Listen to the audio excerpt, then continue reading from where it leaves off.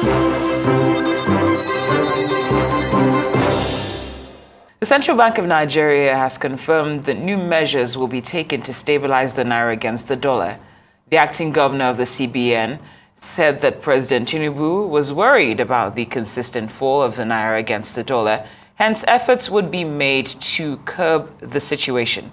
The acting governor further implied that the fluctuations in the parallel market are not solely driven by economic factors, but also speculative demand. He warned speculators that the CBN's upcoming initiatives could potentially lead to significant losses for them, but said when implemented would yield positive outcomes within a few days. Let's now turn to a consultant and economist, Dr. Ifediora Amobi, for some tips on the efforts needed to stabilize the naira and review the managed float policy. He'll also be looking at the effects of the managed forex float policy on micro and macro economy. Good afternoon. Welcome to Arise News. Hello, good afternoon. Thank you for having me, Cynthia. Oh, thank you for joining us as well. When you look at the effects of the managed, or some might say the mismanaged forex float policy on the micro and macro economy, how does it come across to you as an economist? Well, a big surprise, as a matter of fact. I've always said that we always put the cart before the horse. A lot has a lot has actually happened, and the president has made some pronouncements regarding the economy, most especially in the managing the foreign exchange. A lot of these things typically have to be thought through. Different scenarios have to be built. It has to be tested before it now comes out as policy. We have, in effect, tried to run faster than we can by opening up the economy, trying to, we've removed subsidies on, petroleum products. We've tried to now merge the foreign exchange markets in order to stabilize the naira. But that has not really worked out the way it should in this first almost 3 months of this government. And so it shouldn't actually come as a surprise to most economists and policy watchers that things are actually turning out the way they are at this moment. However, it doesn't necessarily mean that if the right things are not put in place and if a good team is not built by Mr. President to assess, analyze, and come up with workable solutions that could turn the economy around, that can be achieved. Mr. President has every right to be worried, and he had stated that when the acting central bank governor addressed the nation, worried about the effects of these policies and most especially the negative aspects of it and how it's affecting the average Nigerian. Thank you, Dr. Amobi. Now, floating the naira, of course, presents a complex decision for the Nigerian government. While it holds the potential to enhance export competitiveness and attract investments, as well as signaling economic reforms, it also carries risks such as increased exchange rate volatility and potential inflationary pressures. Now, in the context of a managed float policy, what measures could the current administration, as well as the Central Bank of Nigeria, take to ensure that the exchange rate interventions are both effective, but most importantly, transparent? Because what we are, what we're getting is a sense of a group of people that are still benefiting from the floating of the naira because of the dual, dual exchange rates as it stands. Yes, you're actually right. one of the things that has happened is that in this event of trying to, manage the float of the naira, it has been done in such a way that more naira has now been put into the system. One of the, for lack of a better word, mistakes or oversteps which the government has done recently is you have, on one hand, trying to manage inflation by mopping up naira, and on the other hand, pouring naira into the system through borrowing and the palliative intervention. And so you have a lot of naira awash in the system, which is increasing the demand for foreign exchange, and not necessarily having that supply of dollars in the system to match that high demand at the moment. Now, the supply of dollars will actually increase over time, and it could take between 12, 18 months, or even up to 24 months. But these things take a while before it stabilizes. Currently, one of the things the government should do is, as much as possible, is to check inflation. After insecurity, I think the economy is the next thing, and within that economy, it's the foreign exchange regime. Foreign exchange drives everything that we do. It's foreign exchange that will determine the price of fuel under a deregulated regime.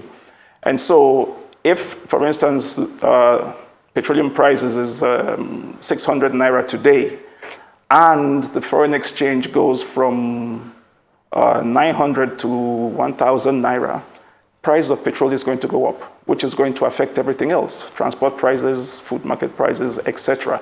And so it is very, very crucial that the naira is managed effectively. And so ensuring that there is less naira in the system is one angle.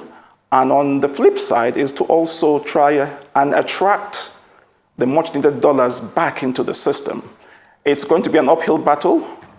Some companies are even thinking about exiting Nigeria. Some have already, like SBK and the rest of them.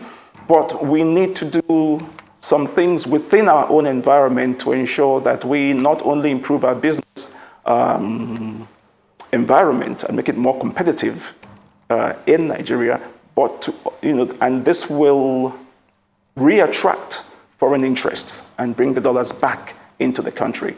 And this is actually essential, one of the essential things to do in the short term. There are other things that the government has to do in order to manage this. We also have to beef up our foreign exchange reserves. As much as possible, move a lot of our assets into dollar-based assets, including currencies. We have to beef it up because the naira today is not really being supported by much. We don't manufacture that much. We don't produce, and so our reserves is the only security blanket that we have as a nation today, at least until we start manufacturing and start producing and start having other things that can back the naira and then beef it up. And so those areas are things that I would advise the government to embark on in the short to medium term to ensure that the economy gets back on its feet and the pain on the average Nigerian is reversed. Duly noted, Dr. Ifediora. Now, you mentioned that the supply of the dollar could increase over time, and that could take as long as 12 or between 12 to 24 months. That in itself is quite alarming. And I'd just like to dwell on the fact, what you mentioned about the need to attract the much needed dollars back into the system. With investor confidence weakening, are there immediate steps that can be taken? Not in the next 12 to 24 months, but immediate steps that can be taken from as early as today to probably get us on the right track? Yeah, one of the things that can be done, and which I was actually surprised to hear recently, that that government is also trying to put a cap on diaspora remittance. Diaspora remittances is one area where the country gets regular inflow of foreign exchange at little or no cost. Nigerians living abroad who send money home. I think last year and 2 years ago, we averaged about 20 billion plus US dollars that came into the country just from the diaspora. And so if we encourage diaspora remittances and not try to put a cap on it, that could, in effect, increase that dollar inflow. Secondly, as much as it might not be easy to get foreign investor confidence at this time, we could also shoot for domestic investor confidence. There are lots of Nigerians outside the shores of Nigeria who have investments and businesses out there that can be encouraged to invest at home. And these are the Nigerians that actually, prop up these diaspora remittances that I just talked about a minute ago. And so if they can bring some of their investable assets back to the country, invest in the country and show the foreigners that, yes, Nigeria is open and ready for business, and that investment is secure, that will go a long way in, shortening that gap of 12 to 24 months down to maybe 8 to 12 months. If it is done effectively, and if government can embark on a deliberate policy and drive it through the investment bureaus, as well as the office of the president. Okay, thank you. I like where this conversation is going, because we have to be solution oriented. And you're responding to my first question. You spoke about managing the naira effectively and beefing up our foreign exchange reserves. However, the managed float policy, some would argue, requires consistent monitoring and adjustments. From an economic standpoint, how frequently should the exchange rates be reviewed? And what indicators should guide these reviews? And also, let's also talk about the small and medium-sized enterprises that often feel the brunt of currency volatility. How does the managed float policy affect these SMEs, and what strategies should be put in place to mitigate their exposure to exchange rate fluctuations? Okay, in terms of how often the exchange rate should be reviewed, I think it should be reviewed as often as possible, depending on how the economy is responding to both domestic and external policies that affect it. Currently, the central bank has its monetary reviews, I think every quarter or thereabout, or every half year or so. By the time the economic intelligence or economic management team is put together and they meet quite regularly, that will also help bring up some of these issues, and then speed up these reviews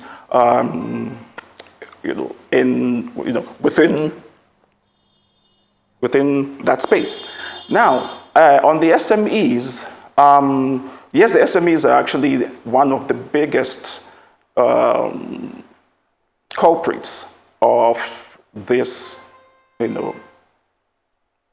this economy.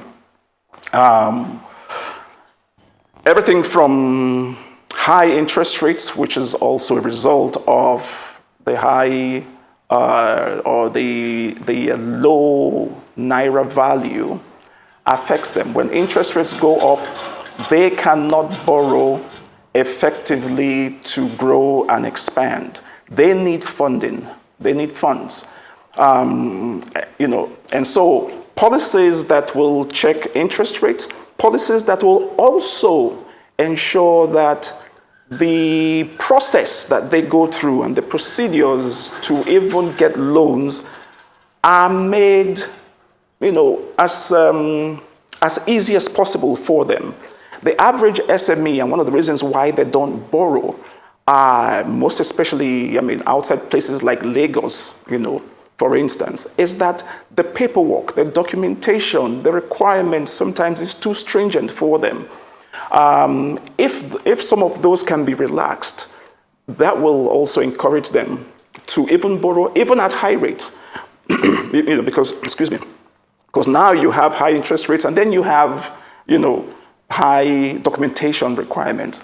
And so that is on the one hand, what can be done for them. The other thing also would be to also relax the requirements for foreign exchange. If the first part of what I talked about works and the dollar inflow increases, they will also benefit from it, because that will give them, a wider window to access foreign exchange. And so they need that to also import. For those of them that are on the export side, this should even be, this present condition should even be a plus for them, because as the Naira depreciates, it benefits exporters. And so it'll be interesting to see what the figures are going to be maybe by the end of this quarter from the Bureau of Statistics, how our non-oil exports have actually grown, if they have, between end of May and end of September. That will actually pretty much cement, or at least give government the confidence that, in as much as there have been some disruptions and uneasiness to both SMEs and the Nigerian public on these policies, the figures are actually showing that there is a light at the end of the tunnel. So it will be interesting to see how our non-oil exports have actually grown. So it has both positives as well as negatives in that regard. Indeed, and we'd like to thank you for a positive and solution-based conversation. Definitely. Consultant and economist Dr. Ifediora Amobi, thank you for joining us here on Newsday. We appreciate your time.